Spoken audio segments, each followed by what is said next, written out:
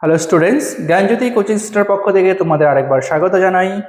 আমি রাজীব স্যার এবং আজকে আমরা আলোচনা করব এসকেবিইউর আন্ডারে তোমরা যারা পলিটিক্যাল সায়েন্সের সেকেন্ড সেমিস্টারের জন্য পড়াশোনা করছো তাদের জন্য আজকে যে মেজর পেপার 2 রয়েছে তার আলোচনার বিষয়, যেটা হলো ভারতীয় যে সংবিধান রয়েছে, তো এই ভারতীয় সংবিধানের সংশোধন পদ্ধতিগুলো কি কি রয়েছে এই বিষয় নিয়ে আমরা আজকে আলোচনা করব। তার আগে তোমরা যারা আমাদের চ্যানেলে প্রথম এসেছো বা এখনো আমাদের চ্যানেলটিকে সাবস্ক্রাইব করনি, তারা অবশ্যই চ্যানেলটিকে সাবস্ক্রাইব করো এবং পাশে থাকা বেল আইকনটিকে ক্লিক করে দিও, যাতে আমাদের পরবর্তী ভিডিও নোটিফিকেশন তোমরা খুব সহজেই পেয়ে যেতে পারো।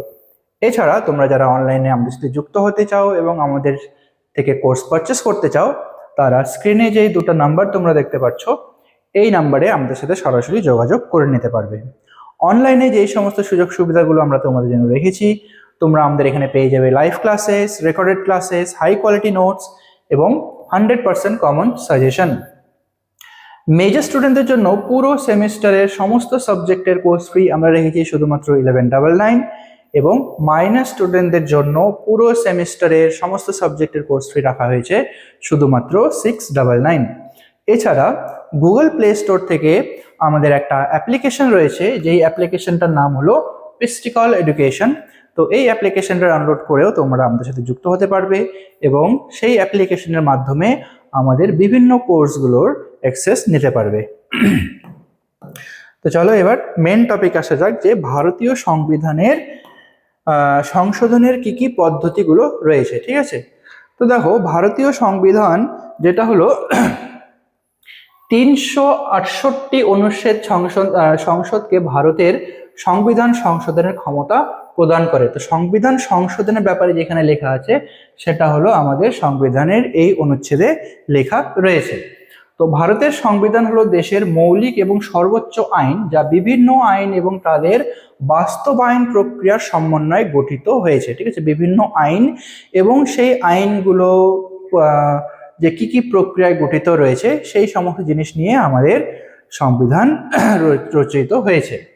ভারতীয় সংবিধান সমস্ত নীতি বজায় রাখে এবং শাস্তি এবং নিরাপত্তা পরিচালনার জন্য তার কর্তৃত্ব অনুসারে পদক্ষেপ গ্রহণ করে থাকে। ঠিক আছে, আচ্ছা, ভারতের সংবিধান গণতান্ত্রিক, ধর্মনিরপেক্ষ এবং সার্বভৌম। ঠিক আছে, এই তিনটা হলো আমাদের ভারতীয় সংবিধানের মূল বৈশিষ্ট্য, যেটা হলো গণতান্ত্রিক, ধর্মনিরপেক্ষ এবং সার্বভৌম।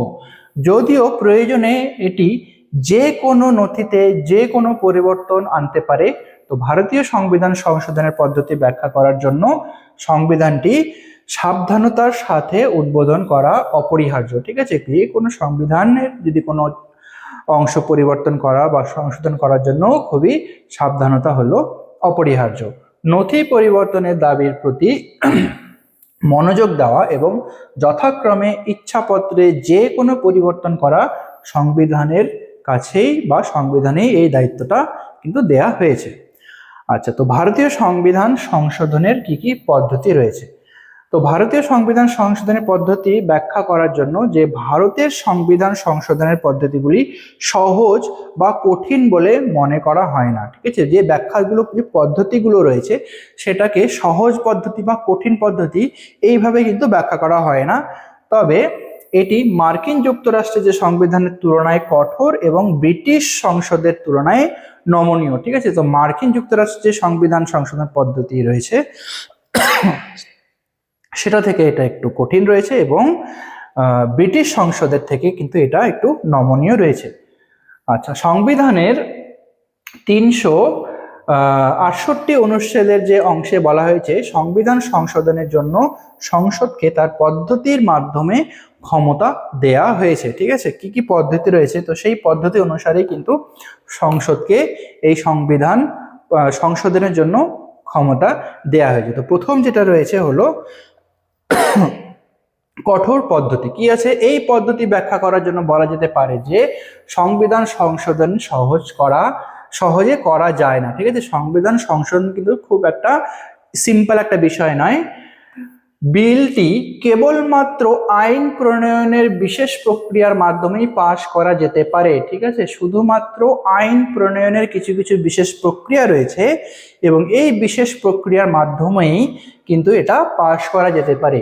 তো এটি অর্জনের জন্য সংসদ কর্তৃক পাশ হওয়া বিলটি রাজ্য আইনসভায় পাঠাতে হবে। ঠিক আছে, প্রথমে সংসদ কর্তৃক সেই বিলটিকে পাশ করতে হবে, তারপরে সেটাকে পাঠাতে হবে রাজ্য আইনসভায়, যেখানে এর অর্ধেক সদস্য স্বাক্ষর করেছেন।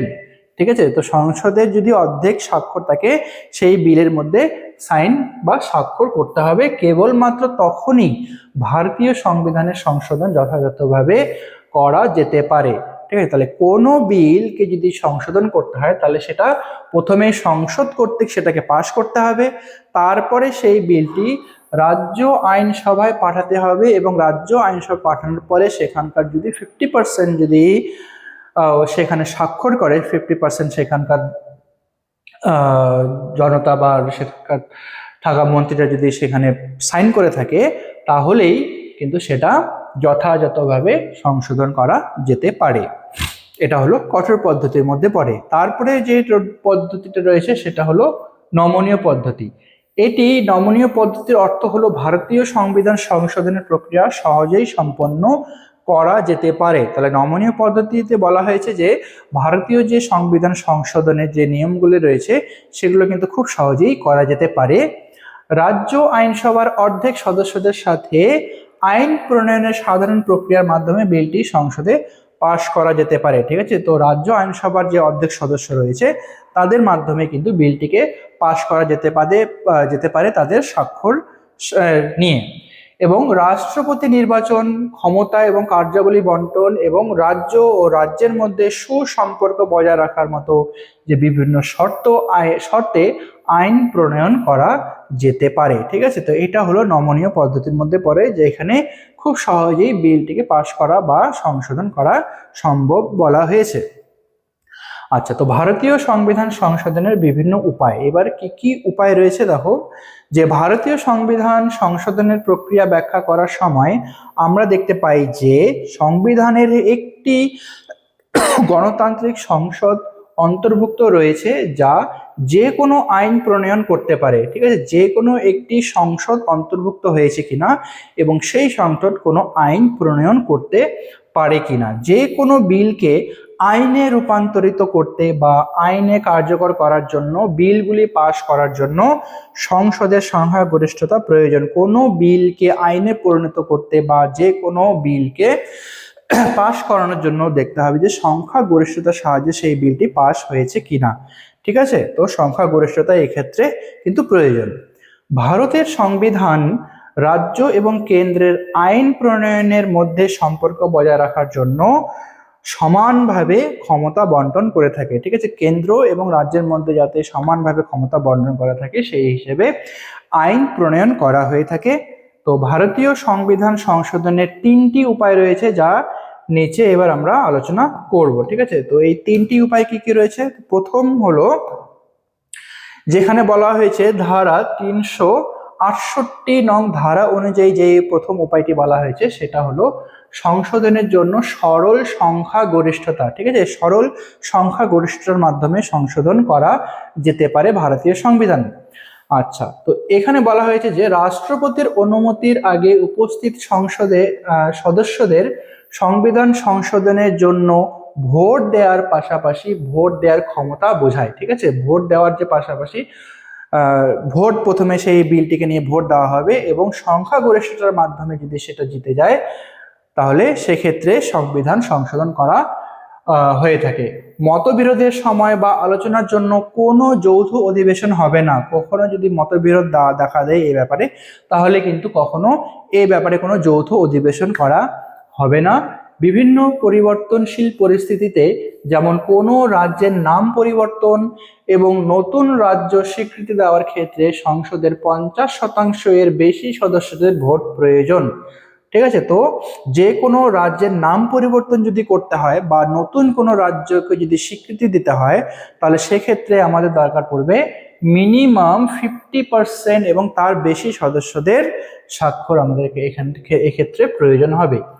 তো এই ধারায় ভিত্তিতে বলা হয়েছে যে সংসদ রাজ্যের আইন পরিষদ এবং রাষ্ট্রপতির পাশাপাশি উপরাষ্ট্রপতির বেতন প্রতিষ্ঠা বা ভেঙে দিতে পারে অধিকন্তু উভয় আদালতের বিচারকরা একটি সাধারণ বিল পাশ করেন এবং রাজ্যগুলির মধ্যে ক্ষমতা এবং কর্তৃত্ব বন্টন করে থাকে। তাহলে উভয়ে যে আদালতের যে বিচারপতিগুলো রয়েছে তারা একটি নির্দিষ্ট বিল পাশ করেন এবং তাদের মধ্যে ক্ষমতাগুলো এবং তাদের মধ্যে কি কর্তৃত্ব রয়েছে সেটাগুলোকে আস্তে সমানভাবে বন্টন করে দেয়। এটা হলো প্রথম উপায়। দ্বিতীয় নম্বরে রয়েছে 368 নং ধারা অনুসারে এই ধারার অধীনে সংসদের সংশোধনের জন্য বিশেষ সংখ্যা গরিষ্ঠতা।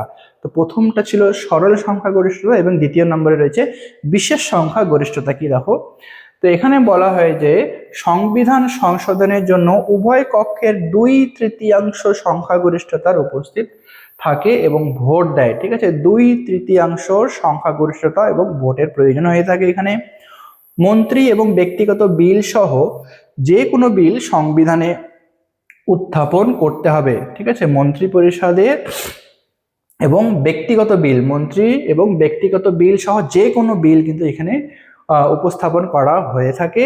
উভয় আদালতের বিচারক এবং প্রধান নির্বাচন কমিশনারের অভিশংসনের ক্ষেত্রে সংবিধানের ফেডারেলিজমের কাঠামোকে প্রভাবিত না করেই বিলগুলি পাশ করা হয়ে থাকে। এর মূল লক্ষ্য হলো মৌলিক অধিকার এবং যে রাষ্ট্রীয় নীতির যে নির্দেশমূলক নীতিগুলো রয়েছে সেগুলোকে সহজ সংশোধন যেন রোধ করা হয়ে থাকে। ঠিক আছে, সহজে যেন সেগুলোকে সংশোধন না করা হয়ে থাকে, এই ব্যাপারে এটা বিশেষ দৃষ্টি নিয়ে থাকে।